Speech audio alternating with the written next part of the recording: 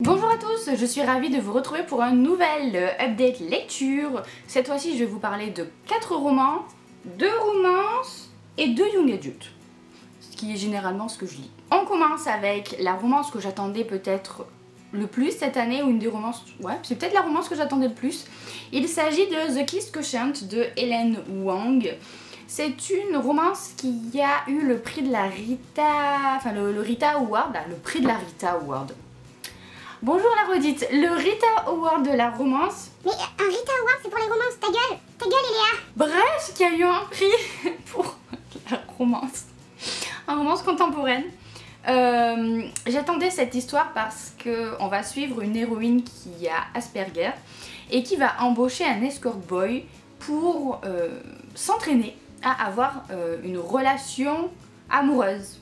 Puisque sa famille lui met un petit peu la pression pour qu'elle développe des relations avec des gens, tout simplement. Ah, j'ai la gorge hyper sèche, j'ai la flemme de me lever pour boire.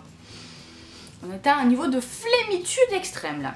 Alors certes, la romance, son évolution est assez convenue, mais ce que j'ai vraiment aimé dans cette histoire, ce sont les personnages. Déjà, Stella est assez particulière, elle change de ce qu'on a l'habitude de lire. Elle est très loin des héroïnes qui se laissent complètement gouverner par leurs sentiments et leurs passions, qui sont un petit peu genre est-ce qu'il m'aime, est-ce qu'il m'aime pas, qu'est-ce que je ressens, je sais pas. Pas du tout comme ça, elle est hyper analytique, hyper froide, en train de tout réfléchir à comment mener son plan à bien avec des étapes au fur et à mesure. Ça change, c'est rafraîchissant. Mais celui que j'ai le plus aimé, c'est Michael, qui est un escort boy qui ne s'assume pas du tout, qui a un métier de tailleur qui lui fait un petit peu honte, qui est asiatique et qui vient d'une famille profondément enracinée dans la tradition asiatique. Il me semble qu'elle est vietnamienne, sa famille, mais j'aurais peur de dire une bêtise. Qui est assez discret, qui n'exulte pas la virilité, tout ça. Pas du tout mal alpha, et c'était hyper rafraîchissant de voir une romance comme ça. Ça n'a pas été le coup de cœur que j'espérais parce que ça n'a pas été aussi révolutionnaire que ce que j'espérais, mais ça a été une super lecture, j'ai beaucoup aimé, ça se lit très vite, les chapitres sont assez courts et le bouquin en lui-même est assez court aussi, ce qui fait que c'était très chouette à lire, pas prise de tête, vraiment tout mignon, tout léger, tout sucré, et je passais un bon moment de lecture. A la suite de ça, j'ai lu Cher Fubuki Katana, qui est un service presse qui m'a été envoyé par Casterman. C'est de Anne-Lise Heurtier, c'est pour ça que je l'ai demandé, parce que j'avais beaucoup aimé La fille d'avril, que j'avais lu d'elle. Et ici, l'histoire va se passer au Japon. Moi qui rêve de visiter ce pays, qui aime beaucoup la culture japonaise, autant vous dire que voilà, tous les ingrédients étaient réunis pour que j'aime ce livre. Ça a été le cas. On va suivre Amy, qui est victime de harcèlement scolaire. Elle n'ose pas en parler parce qu'au Japon, la société est telle que on fait culpabiliser les victimes en fait. Si toi tu es victime de harcèlement, c'est qu'au final tu le mérites, parce qu'il doit y avoir quelque chose chez toi qui pousse les autres à faire ça. Clairement, c'est un petit peu ce qui ressort de ce que les gens autour peuvent penser. Et donc personne ne va forcément t'aider en fait à sortir de cette situation là. Donc Amy va se retrouver vachement mise à l'écart. Elle va souvent dans un café à chats. Vous savez, ce sorte de café où on peut caresser des chats, tout ça, pendant qu'on boit une boisson. Et un jour, elle va faire la connaissance de Anna, qui est une jeune fille qui va l'aider à mettre des mots sur ce qu'elle ressent et à vraiment réfléchir à la situation dans laquelle elle vit et la pousser un petit peu à se rebeller contre tout ça. C'était assez sympa, c'était assez nostalgique, assez contemplatif, je dirais aussi, comme écriture, vraiment dans une ambiance très japonaise. C'est bourré de références à la culture japonaise, aussi bien récente, avec des mangas tout ça, que plus traditionnelle, et moi j'ai vraiment beaucoup aimé cet aspect là. J'ai beaucoup aimé voir comment les japonais intègrent plein de traditions à leur vie de tous les jours. C'était trop bien cet aspect là du livre. Amy est un personnage assez attachant, même si des fois on a vraiment envie de la secouer, vous voyez. Et quant à l'intrigue en elle-même, elle est facilement identifiable. Ça n'a pas été une surprise de voir où l'auteur voulait nous amener, mais c'était quand même bien mené et au final j'ai quand même passé un bon moment de lecture. Ça se lit vite, c'est assez comment dire, ça nous fait voyager, vous voyez, ce genre de lecture, puisque ça nous plonge vraiment dans la culture japonaise, et je pense que c'est en fait ce que j'ai le plus aimé dans ce livre. On continue avec une lecture qui a été une super surprise. J'avais envie en fait de découvrir ces auteurs parce que j'en entends parler depuis vraiment longtemps, j'ai jamais osé franchir le pas, peut-être que j'avais un a priori, je sais pas pourquoi.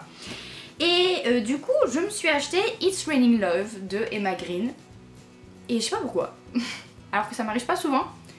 Je l'ai lu dans la foulée, voilà, j'ai 6 millions de livres qui attendent depuis je sais pas combien d'années dans ma pile à lire. Et à chaque fois que je fais ça, je me sens coupable parce que je me dis oh les autres livres qui attendent depuis bien plus longtemps. Mais voilà, j'ai pas pu m'empêcher, j'ai commencé ce livre et je l'ai terminé genre 48 heures plus tard quoi. C'était génial. Sincèrement, je me suis régalée. C'est une comédie romantique slash romance à mourir de rire.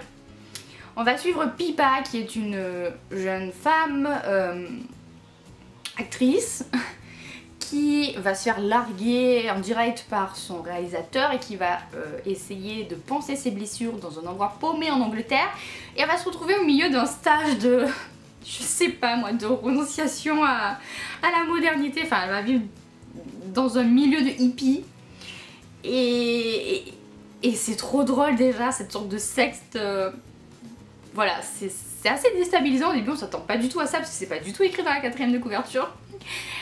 Et elle va tomber sur Alistair qui lui aussi c'est pas trop ce qu'il fait là, qui est un noble anglais, et il va se passer plein de choses et c'est vraiment très drôle. Les personnages sont super attachants, Pipa est vraiment touchante et amusante, elle a le cœur sur la main.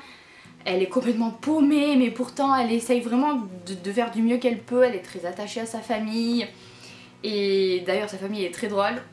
Et Alistair il fait très cliché, ça c'est vrai. Très cliché noble british, vraiment un petit peu à la Monsieur Darcy quoi. Mais il a cet aspect où il est très à cheval sur ses valeurs qu'il essaye vraiment de préserver. Et en même temps il a un humour pince sans rire, très british justement, qui est juste génial. Et on peut que s'attacher aux personnages et aux situations un petit peu loufoques, barrées dans lesquelles ils se mettent. Et j'ai vraiment aimé. Franchement, ça a été une vraie lecture plaisir. Même si parfois l'histoire elle est un petit peu tirée par les cheveux et il y a des aspects complètement what the fuck dans ce livre, on passe outre parce qu'on passe trop un bon moment quoi. Avec les personnages et avec cette histoire toute mignonne, très drôle et qui vous donnera la patate quoi. Donc je suis trop contente sincèrement d'avoir franchi le pas, et dans la foulée j'ai acheté un autre livre de ces auteurs là et je compte vraiment découvrir plein d'autres livres de ces auteurs parce que clairement, en tout cas celui-ci il m'a complètement parlé, ça m'a un petit peu réconcilié avec la romance. Les 2 livres que je vous présente en fait en romance m'ont vraiment rappelé ce que j'aime dans la romance et pourquoi est-ce que c'est un genre que j'adore, que j'ai un petit peu délaissé parfois, mais qui au final fait que j'y reviens toujours parce que ce genre de livre, voilà, te pousse à toujours revenir à ce genre d'histoire. Et le dernier livre que je vous présente, absolument rien à voir puisque c'est du post-apocalyptique, c'est Rebuilt, le 3e et dernier tome de la série Remade de Alex Scarrow. Toujours aussi berk, toujours aussi... oh, mais qu'est-ce que c'est que cette histoire de fou? Je peux pas vous faire de résumé de l'intrigue, bien sûr, de l'intrigue, parce que sinon je risquerais de vous spoiler, mais en gros, c'est un virus très intelligent qui va toucher la planète et décimer 99,9% de la population et qui mute au fur et à mesure des tomes en fait, qui va devenir de plus en plus organisé, intelligent. Et on suit un petit groupe d'adolescents résistants qui font du mieux qu'ils peuvent pour survivre. Ce 3e tome a été, je dirais, la conclusion logique de la série, puisque je vois pas du tout comment est-ce que l'auteur aurait pu finir autrement son histoire. J'ai un petit peu été frustrée par le fait que, allez, un micro spoil, mais vraiment c'est pas vraiment un spoil, par le fait que les personnages soient séparés en fait, et du coup moi j'aimais bien les voir ensemble et donc ça m'a un petit peu frustrée. Après l'histoire est toujours aussi haletante, le suspense est là, ce qui fait que ça nous accroche et on a envie de savoir comment tout ça va finir. et jusqu'où le virus va aller et est-ce que la poche d'humain qui reste va réussir à préserver l'humanité ou pas.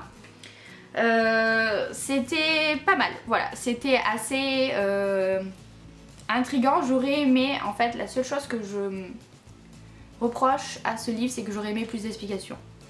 Ça finit pour moi un petit peu trop facilement, dans le sens où on n'a pas les explications qu'on attendait. Et autant les fins ouvertes ne me dérangent pas, autant j'aime avoir un minimum d'explications. Ouais, j'essaye de trouver un synonyme à ce mot, mais je n'y arrive pas, donc ça fait beaucoup de redites, mais ouais, il n'y a pas assez d'explications. Voilà, tout simplement. Après, ça reste une très bonne série d'apocalypse, post-apocalypse.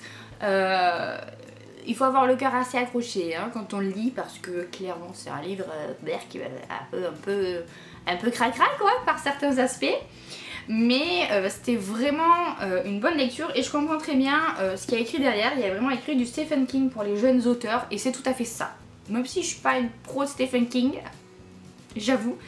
En tout cas, je pense que pour les ados ou les jeunes adultes ou les gens comme vous et moi qui aiment se faire un petit peu peur dans une situation catastrophe, ça peut être une bonne lecture. Voilà donc pour cette update lecture sur mes avis pour ces livres-là.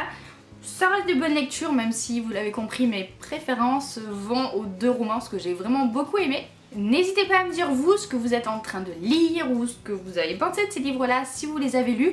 Si vous avez d'autres livres des auteurs Emma Green à me conseiller, je suis preneuse. Mettez ça en commentaire parce que je pense me tourner vers les autres livres, mais je sais pas trop quel titre choisir. Et sur ce, moi, je vous laisse, je vous fais plein de bisous, je vous souhaite de très bonnes lectures à venir et à bientôt pour une prochaine vidéo.